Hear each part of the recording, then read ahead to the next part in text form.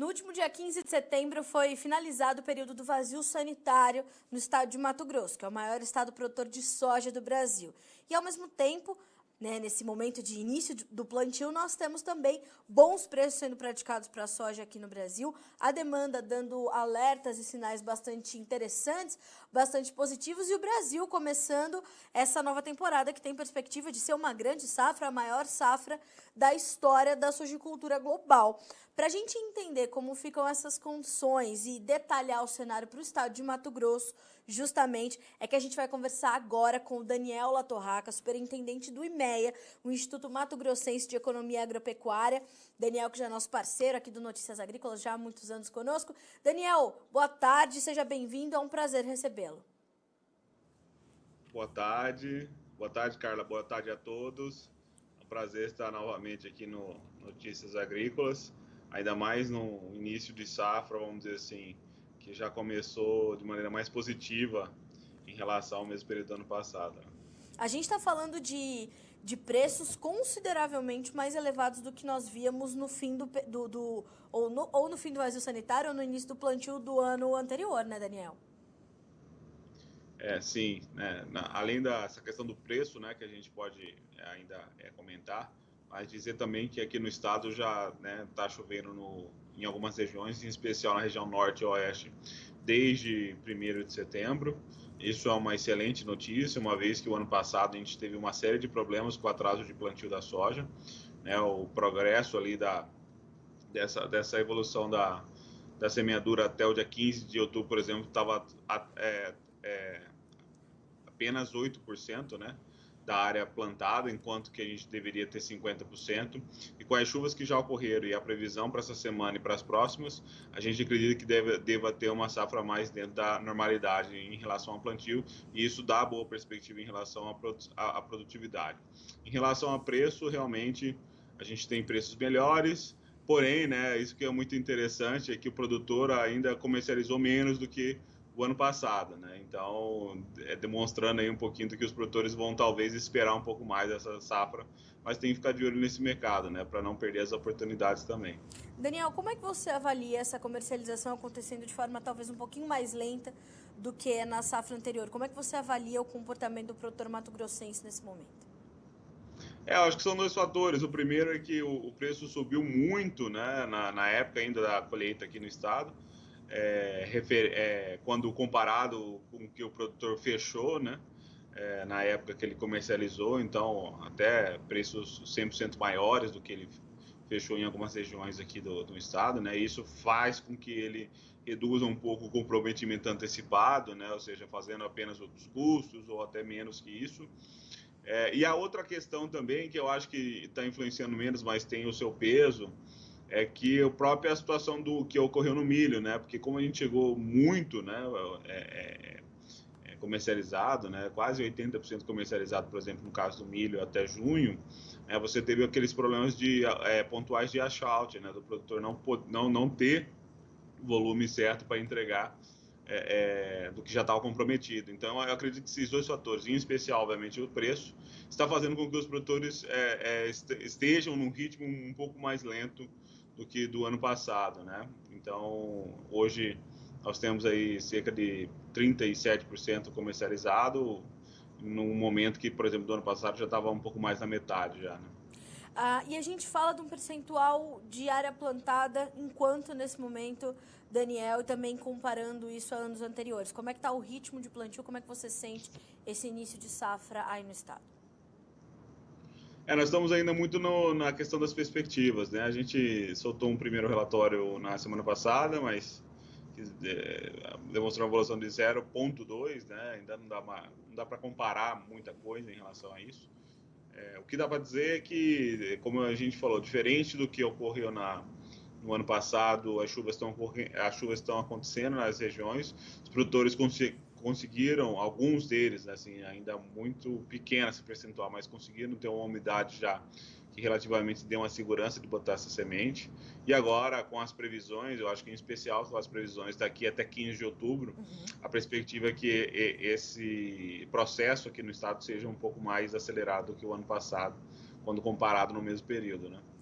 Daniel, a gente está falando de uma safra onde os custos naturalmente foram mais altos e consideravelmente mais altos. Como é que o produtor, na sua também, né, e justamente o IMEA faz esse trabalho de fazer essas análises, de entender essa elevação dos custos de produção, como é que você vê o produtor olhando para esse momento, né, olhar para o início do plantio, cuidar dos trabalhos de campo, diante de uma safra onde ele teve que investir mais, mas que ao mesmo tempo tem esses preços mais elevados? Como é que ele está cruzando todas essas informações para traçar suas estratégias aí no estado, já que a gente está falando do maior estado produtor de soja do Brasil?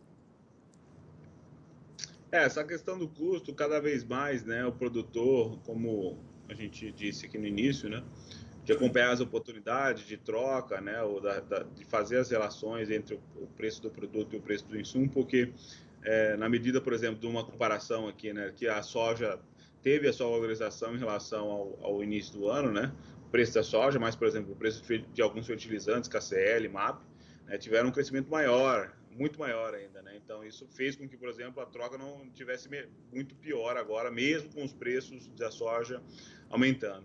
Para você ter uma ideia, né, para essa safra aqui 2022, o custo médio, o custeio médio, né, todos aqueles custos diretos considerados, insumos, fertilizantes, sementes, mão de obra, diesel, né, manutenção, preços diretos que a gente considera nossos custos, no custo médio ponderado, ele está num valor de 2.700, quase R$ 3.000. No valor do mês passado, 3.700, ou seja, R$ 1.000 a mais de aumento, né? Sim. Então veja o tamanho da diferença entre o custo médio ponderado, que veio sendo comercializado, veio sendo ponderado, vamos dizer assim, pelas comercializações dos insumos, e para o produtor que deixou para a última hora para comprar alguma coisa, né?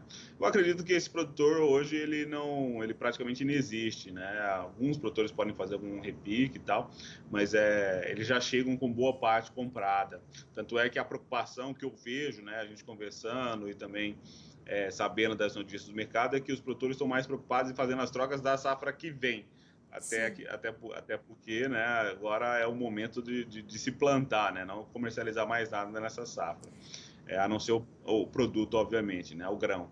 Mas o produtor, o que eles estão fazendo agora em paralelo, né, do plantio, é tentar ver se tem alguma oportunidade para a safra que vem, né, a safra 22, 23, né.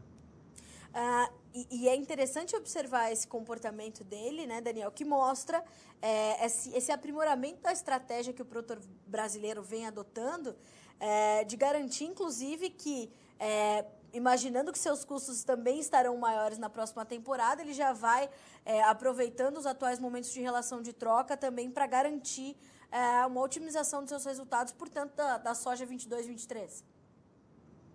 Exatamente. Hoje, com um cenário um pouco mais volátil, né, dos preços, do próprio câmbio e dos insumos, né, você realmente tem que ficar de olho nesse mercado para achar as melhores oportunidades, uma vez que numa mesma safra, né, como eu citei agora, eu tenho uma diferença de R$ 1.000 no custeio, né, da soja, né, por hectare. Então, isso é um valor bastante expressivo, né, na medida que você não acompanha e vai fazendo, né, as compras através das oportunidades, dificilmente você vai, vamos dizer assim, aproveitando, dificilmente você vai ter o custo competitivo, né, dentro dessa safra.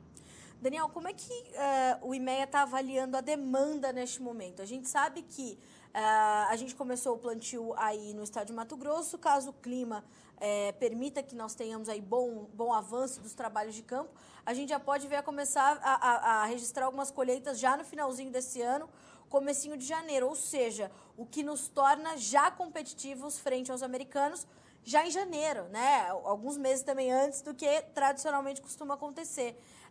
O produtor também sente essa força da demanda e essa possibilidade de uma competitividade maior já mais cedo e também olha para isso na hora de traçar suas estratégias aí de comercialização? Sem dúvida, sem dúvida. A gente, bom, com um câmbio nessa altura, né, a gente se mantém bastante competitivo, uma vez que nossos preços em dólares ainda estão, vamos dizer assim, bem confortáveis para o mercado. Então, a gente acredita que a demanda continua firme. Num cenário interno, né, a gente tem que ter algumas atenções, porque, por exemplo, um dos vetores, né, que estavam fazendo o esmagamento aqui no estado subir bastante, no Brasil como um todo, era o próprio cenário do biodiesel, né, que infelizmente aí está fazendo, né, assim, a redução oficializada pelo governo, né, de B13 de B12 na verdade para B10, né, reduz um pouco a demanda do biodiesel para esses últimos leilões do ano, então a gente tem que ficar de olho nisso. O próprio mercado de carnes, né, a pecuária bovina, né, agora com toda essa questão da suspensão das exportações, que a gente espera que seja resolvido muito rápido, também dá um outro sinal de alerta, mas por enquanto, vamos dizer assim, Carla, a gente vê um cenário bastante firme para a demanda, né, não só a exportação, mas também no mercado interno, mas é importante o produtor ficar de olho nesses dois movimentos especiais que eu citei, tanto no biodiesel quanto das carnes, né, já que são grandes consumidores do mercado interno do nosso farelo e do nosso óleo, né?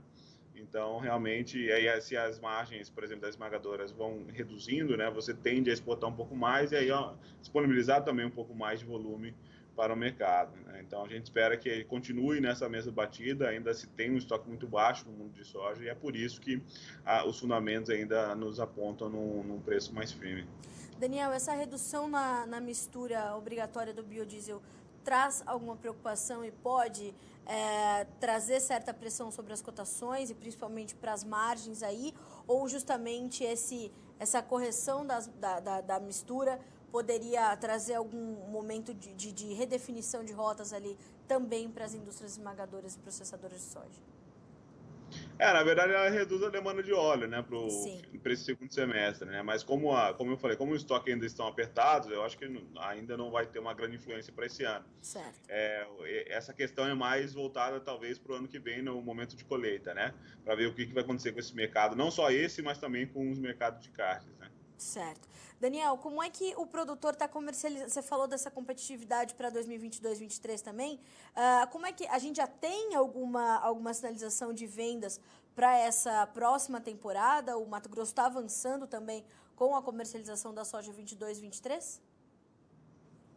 A gente está acompanhando essa evolução, sim, tá?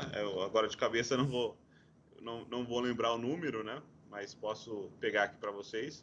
Mas a gente já começou, sim, a comercialização 22, 23, ainda num ritmo talvez menor do que foi do ano passado, mas o produtor já começa, assim, não só os insumos, mas também vender soja para essa safra que vem. Tá?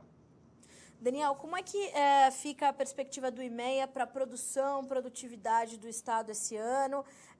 E tem algum sinal de alerta que é importante a gente orientar o produtor de Mato Grosso nesse momento? Alguma situação que ele precisa ter mais cautela, mais atenção nesse start aí da safra 21-22? Olha, só para complementar minha resposta passada, eu peguei aqui o Pois número não. rápido, tá? A comercialização 22, 23, que foi o primeiro relatório que a gente soltou no mês passado, está em 1,23, né? Então, começando, mas já tendo negócios rolando no mercado. Bom, em relação aos dados, né, produtivos, a gente está esperando um aumento de área aí, próximos dos 3,5%, né, indo para 10,8 milhões de hectares aqui no estado. Certo. A gente está acompanhando esse aumento de área, né, que está acontecendo, né, nas principais regiões produtoras, em especial aquelas de fronteira, né, que é onde eu tenho uma disponibilidade de pastagens interessantes e que estão sendo impactadas também por movimentos positivos na questão logística. Então, o produtor aproveitando essas oportunidades que ainda existem no mercado para fazer essa conversão das pastagens em agricultura. Então, isso está ocorrendo aqui no nosso estado, né? Então, por conta disso, a área está aumentando. A estimativa, vamos dizer assim, da produtividade média está em 57 sacos no início, né? Considerando a média mesmo histórica aqui do estado, então que daria uma produção aí de 37,5 milhões de toneladas. Bom, Daniel, eu imagino que dessa forma a gente tenha que, de fato, esperar que o clima realmente traga essas condições adequadas, né, de plantio aí para os produtores que já sofreram ali na segunda safra de milho, tiveram preocupações com isso. E a gente espera também que a gente tenha uma boa safra de verão para o milho, né? Também há uma perspectiva de aumento de área justamente por conta de preços que também seguem elevados para essa cultura. O Mato Grosso deve ter uma área maior de milho verão esse ano? Olha, a gente não acompanha, né? Nós, como IMEA, não acompanhamos o milho verão. Sim. Mas eu acredito que com os bons preços da soja e até as trocas e compras de insumos que o produtor já tinha feito no início do ano, pode até ser que a gente vá ter um aumento de milho verão aqui, mas ele talvez não seja muito expressivo, tá? Para a oferta total nacional. Então, eu acredito, a gente não acompanha, né, esse mercado de milho verão, mas também não escutei de muitos produtores que iria fazer esse tipo de produção, até porque o milho verão ele exige uma série de vamos dizer, mudanças no calendário desse produtor, né? Então, eu acredito que talvez em pivô isso possa acontecer, na verdade já é até natural, mas em sequeira é mais difícil. E o Mato Grosso vem, de fato, fazendo há muitos anos, já vem fazendo essa migração para ter, no verão, a concentração na soja, né, Daniel? Exato. Nós temos aqui uma dobradinha, né, de sucesso nos últimos anos, que os produtores estejam mantendo ela. Inclusive, para a safrinha do ano que vem, também os produtores já vinham muito atentos à questão da formação dos custos e vieram, inclusive, fazendo as suas relações de troca, garantindo os seus insumos, para esperar, de fato, ter melhores resultados nessa safrinha do ano que vem, né, Daniel? Exato, Felizmente, essa segunda safra que se encerrou, ela frustrou em produtividade, né? E por toda, obviamente, questão que já tinha ocorrido desde o início do plantio, com atraso, depois no desenvolvimento da lavoura com falta de chuva. Isso fez com que a nossa produtividade, né, fosse para 92,9 sacos por hectare, né? Então derrubasse a nossa produção aí para 32,5 milhões de toneladas. Mas agora a perspectiva é positiva, como eu falei, se o plantio da soja ocorrer tudo dentro da normalidade nos próximos 20 dias, né, a gente não vai ter a pressão que teve o ano passado de um plantio muito fora da janela do milho, né? Em Mato Grosso, cerca de 45% da área fora da janela o ano passado. Então, a gente espera que esse milho esteja mais dentro da janela ideal o ano que vem e que tenha um potencial produtivo maior ainda. Com certeza. Daniel, olha só, eu te agradeço muito pela companhia e pelas orientações aí para o produtor mato-grossense que está nos acompanhando e dando início aos seus trabalhos de campo, né? Dando início a essa grande safra que se espera para ter na temporada 2021-22. Te agradeço pelos dados que você compartilhou conosco. A gente está aqui de plantão sempre para atualizar essas informações e o produtor ficar bem informado, poder traçar suas estratégias, tomar boas decisões. Obrigada mais uma vez. Eu que agradeço, Carla. A gente se mantém à disposição aqui no IMEA para atualizar os principais dados do mercado aí para os produtores rurais do Brasil. Combinado, Daniel. Obrigada. Até a próxima. Um abraço. De nada. Tchau, Até mais. Tchau. Bom, Daniel Latorraca, superintendente do IMEA, o Instituto Mato Grossense de Economia Agropecuária, nos trazendo, portanto, esses primeiros cenários aí do início do plantio versus, né, trabalhos ali do mercado nesse 20 de setembro de 2021, 5 dias depois do final do vazio sanitário. O Guilherme Dorigatti, com o seu brilhante trabalho no Realidades da Safra, vem trazendo essas informações. Na última sexta-feira, trouxe a entrevista com uma representante da ProSoja Mato Grosso, falando sobre esse início de plantio. Aí o Daniel vem, portanto, complementando essas informações de mercado. O IMEA aponta ali uma área plantada na casa de 0,2%, 0,3% da área do estado de Mato Grosso. Deve ter um aumento considerável, portanto, para 10,98 milhões de hectares sendo cultivados com soja lá no estado de Mato Grosso, que volto a lembrar, o maior estado produtor do Brasil, e diante disso nós temos aí uma comercialização na casa de 37%.